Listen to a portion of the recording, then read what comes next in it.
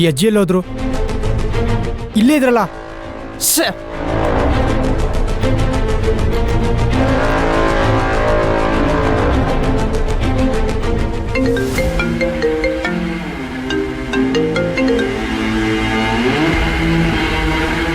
Hello Ashok, ಹೇಳಿ. ಒಡವೆ ಎಲ್ಲ ಅಡ ಇಟ್ರಾ? ಅಮೌಂಟ್ ತಗೊಂಡ್ರಾ?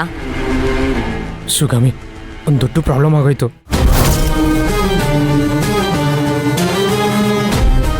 ಹೌದಾ? ಏನಾಯ್ತು?